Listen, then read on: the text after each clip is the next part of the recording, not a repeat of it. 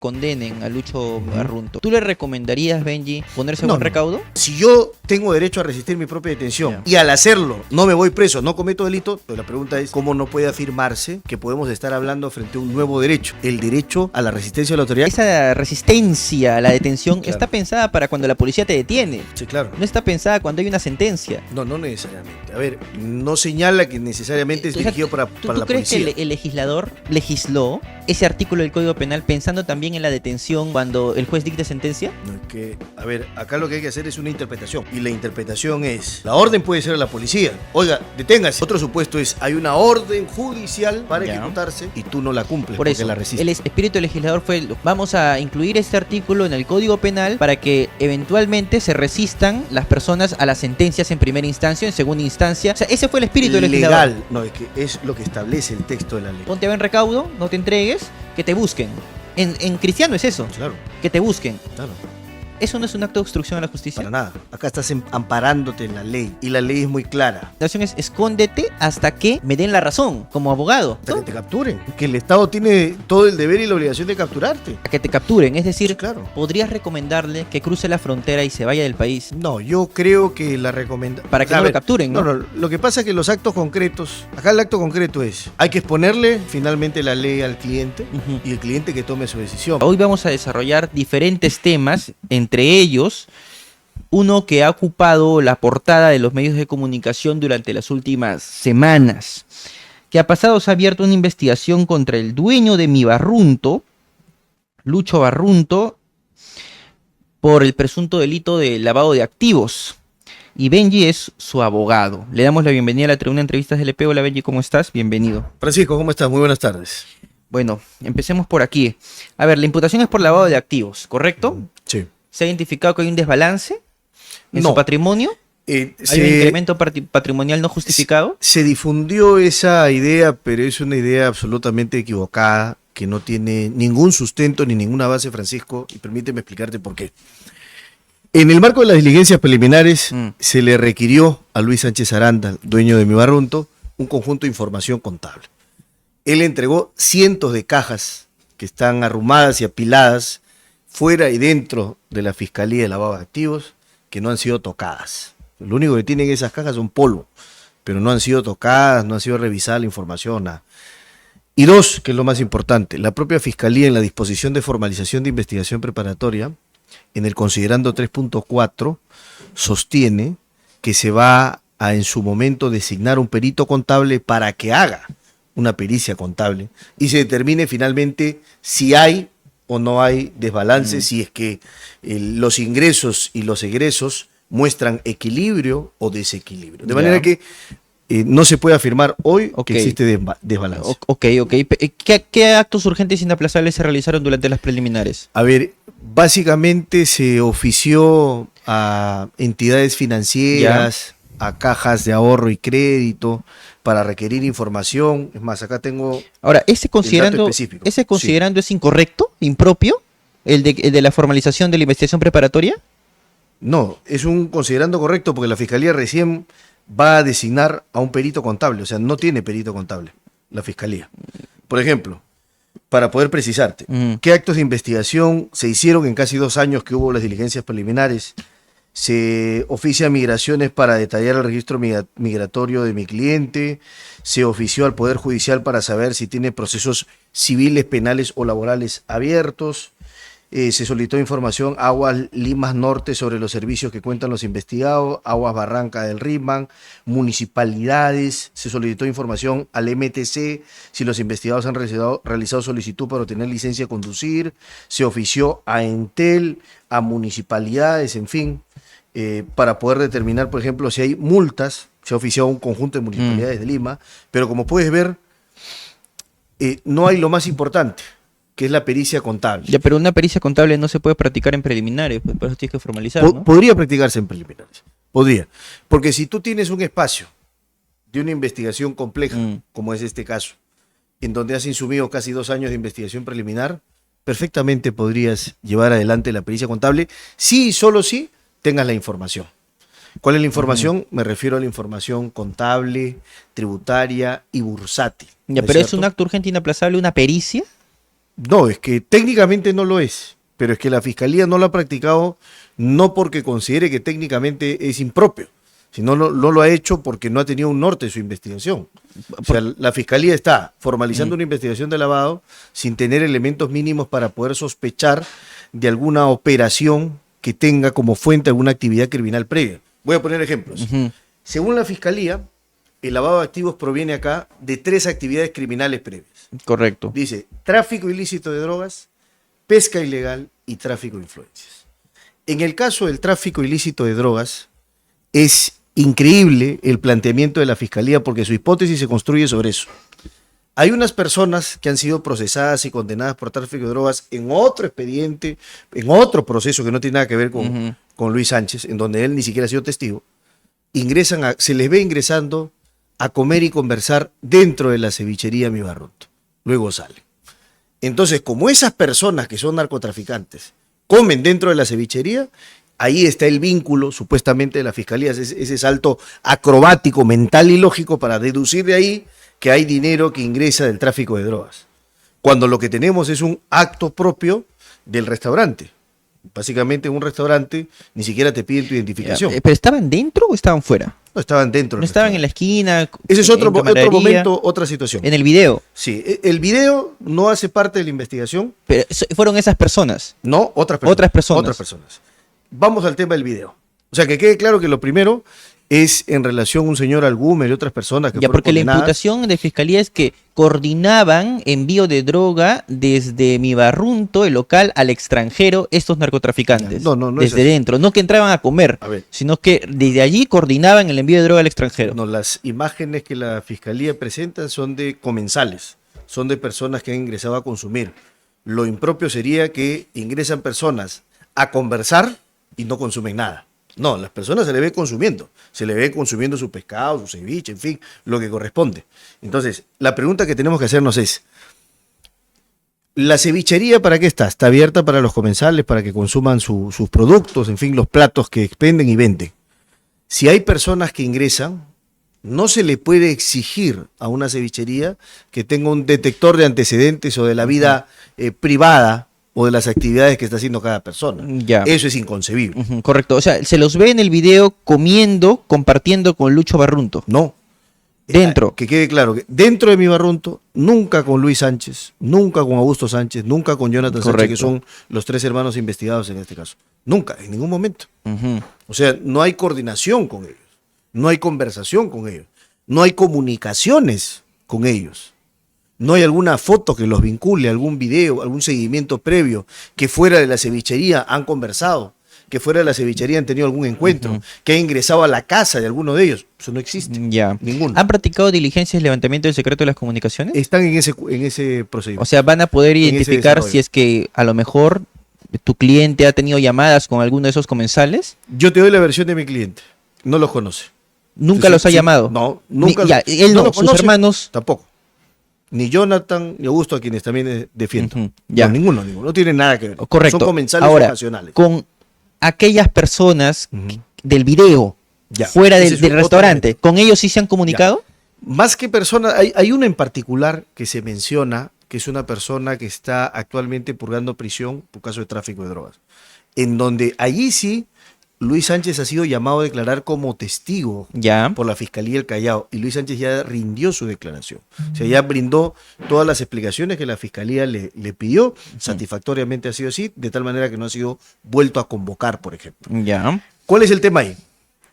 Fuera del restaurante, al frente exactamente, hay una mesa que se llama la mesa 401. Esa mesa es una mesa que es contigua a una tienda, que no les corresponde a los Sánchez Aranda. Pero esa mesa 401 es una mesa en donde se reúnen artistas, los hermanos Sánchez Aranda, personas del barrio, en fin. Entonces, esta persona que se hace mención es una persona que tenía su proceso, pero era una persona que conoce Luis por el barrio, por La Victoria. O sea, lo conoce de ahí, correcto.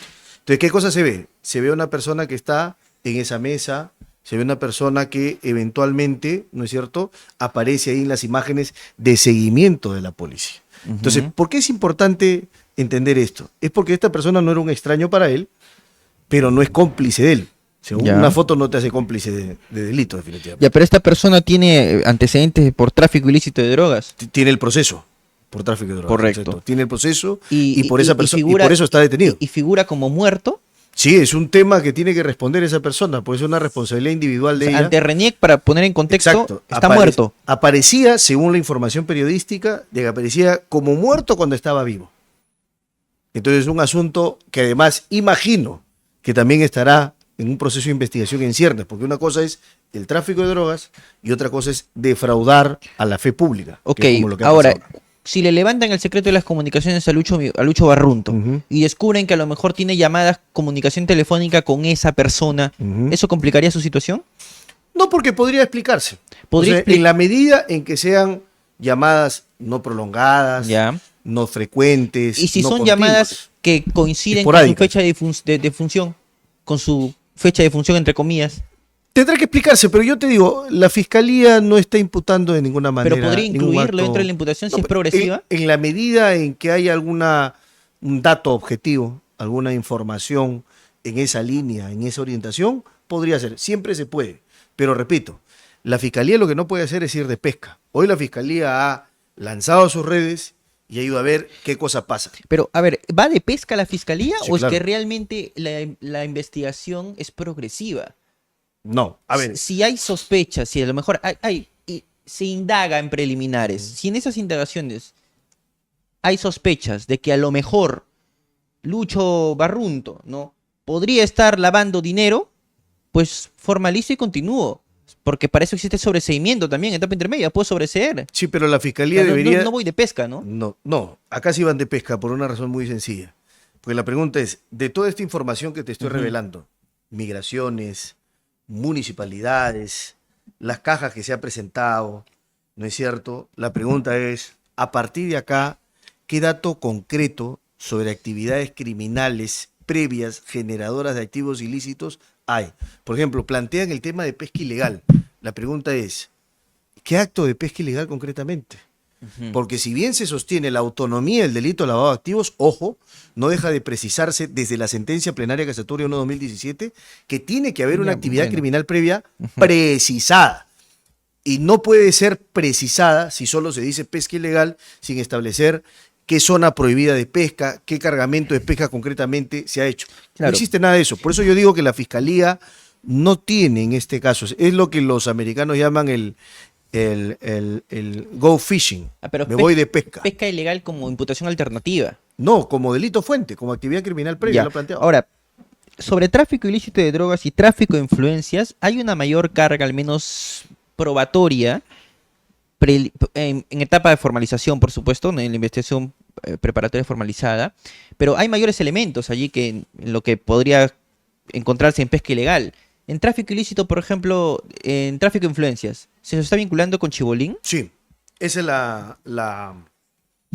es digamos, hipótesis que está planteando la fiscalía, que es el tema del señor Hurtado, pero que en realidad tampoco tiene base y voy a explicarlo por qué. Hay un acto concreto en relación con el señor Hurtado. Es que en su momento Luis Sánchez le compra una camioneta Porsche Cayenne por el monto de $30.000. Meses después, cuando Luis Sánchez va a revisarlo al mecánico y todo para ver el estado y ve que el estado del vehículo no era el más óptimo ni el más adecuado, decide devolverlo y le pagan el mismo monto.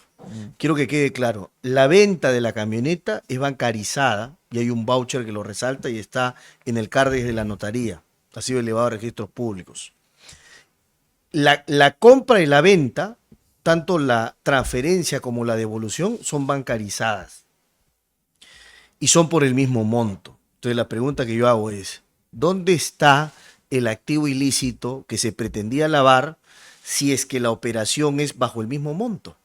O sea, finalmente, tomas una camioneta y la devuelves meses después y la compras y la vendes al mismo precio. No hay $1 de ganancia, no hay $1 de margen en donde se diga, acá se está simulando, ¿no es cierto?, la compra y la venta para poder obtener un margen de dinero que pueda ser materia de lavado de activos. Esto no existe. Correcto.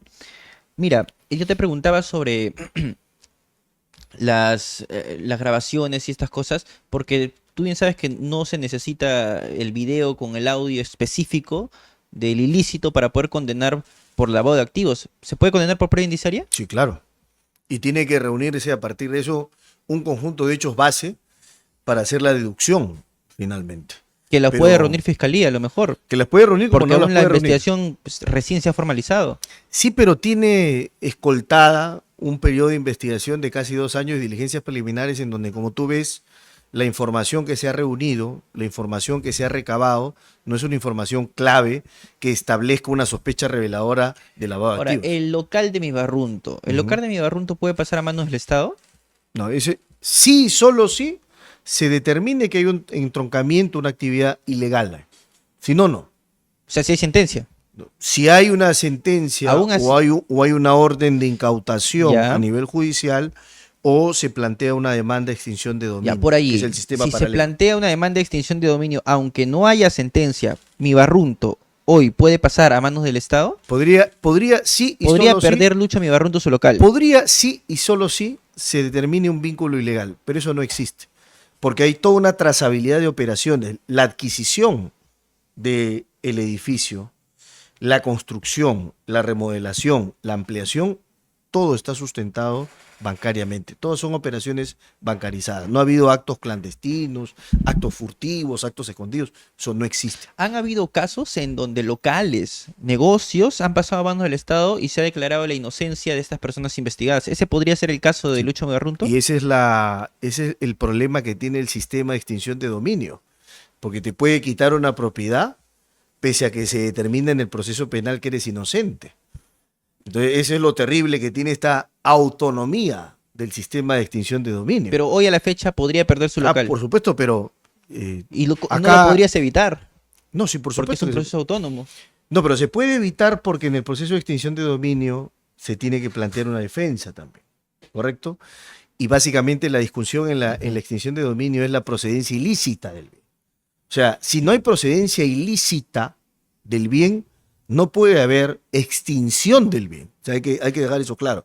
Aún con todos los abusos que hay en el sistema de extinción de dominio que yo reclamo, que me parece que tiene un conjunto de normas inconstitucionales, como por ejemplo el hecho de que pueda una persona ser declarada inocente del proceso penal en donde se involucra un bien y ese mismo bien se pierde pese a que la persona es declarada inocente. Eso es inconcebible, eso es violatorio de la presunción de inocencia. Con una mano te declaro inocente y con otra mano te castigo como culpable. Entonces, pese a eso, yo creo que tenemos todos los elementos para poder determinar procedencia lícita del bien, del dinero con que se construyó mi barrunto, así que no habría ningún inconveniente. Ujú, correcto. Vamos a leer las preguntas del público, Claro. Benji. Nos preguntan en la caja de comentarios lo siguiente. ¿Va a poder acreditar Lucho Mibarrunto que su fortuna es gracias a los ceviches? ¿Es eso razonable? Sí, claro. Y de hecho, tanto es así, ha mostrado tanta disposición que ha entregado toda la información contable, de Contable. la empresa. Toda, toda. En todo, es más allá del periodo que la Fiscalía ha fijado. Porque la Fiscalía ha fijado un periodo del 2010 hasta el 2023. Y se ha entregado mucha más información, hasta un periodo actual, incluso hasta el 2024-2025. De manera que hay toda una trazabilidad, la empresa paga sus impuestos, la SUNAT lo audita, de manera que no estamos hablando frente a una actividad informal, que en sí misma no es una actividad de lavado de activos, sino frente a actividades comerciales, empresariales, formales. Correcto. O sea, hay un enriquecimiento lícito, legítimo y con Ok. trazabilidad financiera. Nos preguntan en la caja de comentarios, ¿qué hacía Benji Espinosa tomándose fotografías con un presunto muerto? No, yo nunca me he tomado fotografía con ningún presunto muerto. Hay que dejar Celebrando. claro. No, tampoco. Lo que pasa es que Apareces en el video. Sí, pues, pero es distinto. Frente a mi barrunto estoy con el doctor Julio García, que es abogado de Pablo Guerrero, un Ujú. experto en derecho deportivo. Estábamos ahí comiendo un ceviche frente. Nos tomamos fotos con otras personas. Para otro lado estaba esta persona que estaba vinculada al tema del tráfico de drogas. Nunca me tomé foto con esa persona. Así que cuidado con eso. Ese es un ¿Qué recorte hacía tomando una foto? porque en medio se ha visto eso. No. En medio lo que se ve es a mí, a Julio García y a una persona, creo que es alguien del público que se estaba tomando Ajá. foto con nosotros. Y para el otro lado estaba esta persona. Yo no me tomo foto con él, ojo. Ujú, correcto. Si eventualmente, supongamos, en el hipotético caso de que condenen a Lucho Arrunto, ¿tú le recomendarías, Benji, ocultarse? ¿Ponerse No, buen no. recaudo? ¿Tú qué crees A en ver, ese derecho que, entre yo, comillas, yo creo, en el yo, derecho a ponerse buen recaudo? yo creo que las personas, a ver, y vamos acá a analizar, esto es un tema muy simple para mí. Vamos al Código Penal. Ya. El Código Penal dice que existe el delito de desobediencia y resistencia a la autoridad. Comete delito contra administración pública el que se desobedece o resiste a cumplir con una orden Ya. impartida legalmente por la autoridad, salvo el caso de la propia detención. Entonces, lo que nos está diciendo el Código Penal es que, concretamente, cuando se trata de la propia detención, existe la facultad, la prerrogativa, el derecho a resistir la propia detención. Entonces, si yo tengo derecho a resistir mi propia detención y al hacerlo no me voy preso, no cometo delito, pues la pregunta es, ¿cómo no puede afirmarse que podemos estar hablando frente a un nuevo derecho? El derecho a la resistencia de la autoridad, que se desprendería, que sería el contenido implícito de un derecho ya reconocido, el derecho a la libertad y a las seguridades personales. Ya, y es que esa resistencia a la detención Claro. está pensada para cuando la policía te detiene. Sí, claro. No está pensada cuando hay una sentencia. No, no necesariamente. A ver, el 364, si mi memoria no me falla, 368, no señala que necesariamente es O sea, dirigido para ¿tú la crees policía. que el legislador legisló ese artículo del Código Penal pensando también en la detención cuando el juez dicte sentencia? No, es que, a ver, acá lo que hay que hacer es una interpretación. Y la interpretación es, ¿qué entendemos cuando la ley dice que hay una orden de la autoridad? La orden puede ser a la policía. Oiga, deténgase, Ya. párese ahí, quédese ahí y te vas. Ya. Es un supuesto. Otro supuesto es, hay una orden judicial para Ya. ejecutarse y tú no la cumples Por porque eso, la resistes. el espíritu del legislador, ¿tú crees que fue ese? Sí, yo creo que es amplio. el El, espíritu. el espíritu del legislador fue los congresistas. En el libro de debates debería estar eso, ¿no? Esos argumentos. El Congreso. Vamos a incluir este artículo en el Código Penal para que eventualmente se resistan las personas a las sentencias en primera instancia, en segunda instancia o en Corte Suprema, porque el TCF aún falta para que resuelva. Cualquier orden O sea, ese fue el espíritu del legislador. legal, no, es que es lo que establece el texto de la ley. Cualquier orden legal expedida en el marco de sus funciones, porque lo que te establece el código es que sea una orden legítima. Ok. Una orden legítima de cualquier autoridad, llámese policía, llámese juez, quien fuere, tú la puedes resistir. Solo en el caso de conservar tu libertad y resistir tu propia detención. Es el único caso. El único caso que establece la ley. De manera que está en la ley, hay que hacerlo cumplir. Ya, si tú como defensa, por supuesto que planteas tus argumentos, nunca vas a estar de acuerdo con una sentencia contra tu cliente, porque la vas a considerar injusta. Entonces, nunca se iría preso ni en primera instancia, ni en segunda instancia, ni en suprema. Pero esa es la consideración del abogado. Eso no Porque merma lo va- para nada, pero eso no merma para nada los actos del Estado de persecución, la capacidad investigativa del Estado, la capacidad Ya. de inteligencia, las figuras de los allanamientos para detener. Entonces, o sea, el Estado tiene todo un abanico de posibilidades y de poderes Ya. para poder ejecutar la medida al margen de que el abogado considere que se deba hacer o no. Quiero tener claro esto. Tú podrías recomendarle, y quiero hacer hincapié en esto porque me parece interesante y porque esto ha generado muchísimo debate en la comunidad jurídica y lo va a seguir generando. Tú le recomendarías a tu cliente, vamos, a ver, ponte a buen recaudo, no te entregues, que te busquen. En cristiano es eso, Claro, que te busquen. claro. ¿Eso no es un acto de obstrucción a la justicia? Para nada. Para nada. Sería en la medida en que estés realizando un acto arbitrario, contrario a la ley. Acá estás amparándote en la ley. Y la ley es muy clara. Es más, vamos a partir del precepto constitucional de la inmunidad Ya. de coacción. Nadie está obligado a hacer aquello que la ley no manda, ni está impedido de hacer aquello que la ley no prohíbe. Y acá la ley está estableciendo, está fijando, que cuando se trate de tu propia detención tú puedes resistirte, no Ya. cometer ni desobediencia ni resistencia a la autoridad. De manera que, si no hay desobediencia ni resistencia, lo que hay es una resistencia legítima de tu Ya, derecho, de tu correcto, libertad. correcto. Entonces, la recomendación es escóndete hasta que me den la razón como abogado. ¿O hasta qué O momento? hasta que te capturen. Porque el Estado tiene todo el deber y la obligación de capturarte. Pero el imputado no tiene por qué, o sea, acá, el imputado no tiene por qué facilitar la tarea del Estado, que hay que ser claros. Ya, mira, hasta que te capturen. Es decir, Sí, claro. ¿podrías recomendarle que cruce la frontera y se vaya del país? No, yo creo que la recomendación... Para que no lo capturen, ¿no? No, lo que pasa es que los actos concretos, acá el acto concreto es, hay que exponerle finalmente la ley al cliente Ujú. y el cliente que tome su decisión. Por eso de que cruza la frontera, anda para allá, vete acá. No, yo no lo haría. Tú me preguntas a mí directamente, doctor, ¿usted haría eso? No, yo les pondría mi teoría jurídica, que no es una teoría basada en ninguna interpretación, en ninguna elucubración jurídica, sino en la ley, y le digo, usted tiene ese derecho. Usted decidirá si lo ejerce o no, señor. Ya. Pero yo expondría esta posición. Y en paralelo apelarías. Sí, claro. Ya. Y en la apelación, ¿tú podrías consignar este razonamiento para de alguna manera forzar a que el juez de segunda instancia se pronuncie Es decir, sobre el razonamiento de que conducta procesal, claro. se dio la fuga, no aparece, no ha habido, fiscalía no está, conducta procesal, evalúen eso? No, señores, mis contraargumentos son esto: derecho a la objeción de conciencia, como algunos dicen, ¿no? No, el artículo tal señala que yo puedo resistirme en mi detención, etcétera. ¿Podrías eventualmente consignar Sí, eso en por un escrito? supuesto, O sea, por- forzar un pronunciamiento jurisdiccional Pero por supuesto, porque es un y argumento. exponerte a que te den, Es un argumento jurídico. y exponerte a que no te den la razón eventualmente. O que me la den. Porque cuando tú planteas un argumento, el argumento puede ser de recibo o puede ser de rechazo. Pero tú sabes qué sería que de pronto te den la razón en la Corte Suprema o en segunda instancia. Los jueces estarían admitiendo algo, estarían admitiendo que su decisión no tendría de primera instancia completamente inocua, No. que no surte efectos para nadie. Estarían admitiendo que el sistema jurídico es un sistema que tiene que impulsar a hacer interpretaciones sistemáticas, porque si no, diríamos, ¿cómo es posible que por un lado en el artículo 2 empiece diciendo que hay derecho a la vida y en el 140 se prescriba la pena de muerte?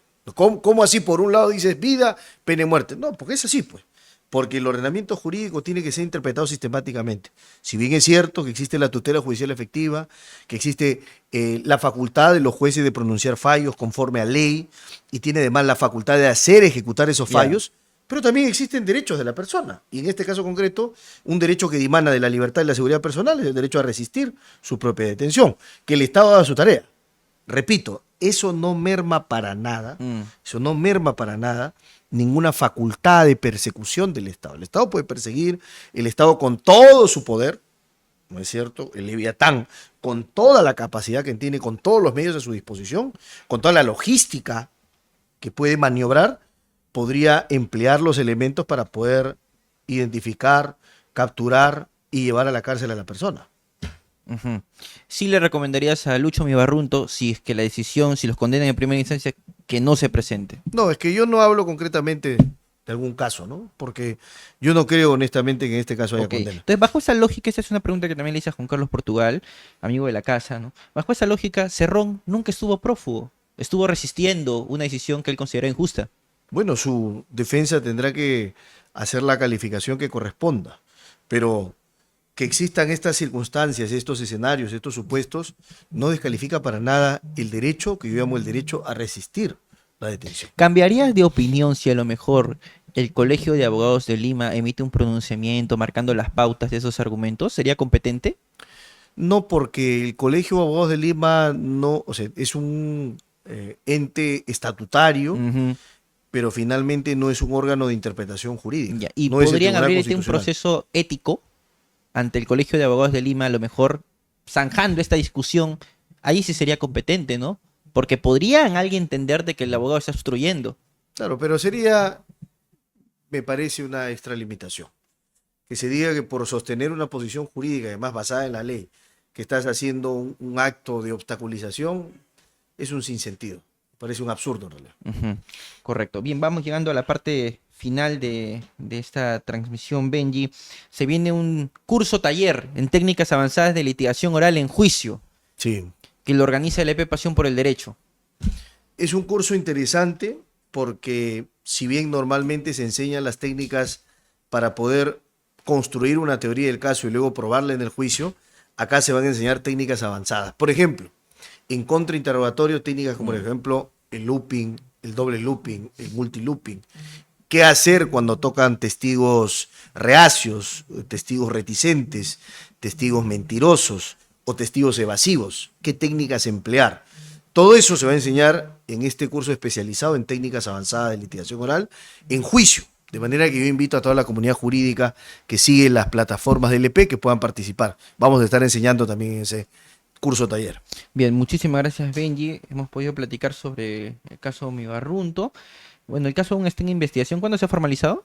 Se ha formalizado en enero. En enero, hace Sí, poquito. sí. Hace poquito. Va a haber muchísima más información, a lo mejor, que podamos desarrollar cuando le levanten el secreto de las comunicaciones, que entiendo lo van a hacer, lo va a hacer Sí, Fiscalía, claro, es o parte cuando del haya una proceso. pericia económica, a lo mejor, que también la pueden practicar, Claro. o algunos otros actos de investigación que van a brindar mayores luces sobre este controvertido caso. Nos vemos, queridos amigos, en una próxima transmisión aquí en LP Pasión por el Derecho. Permiso.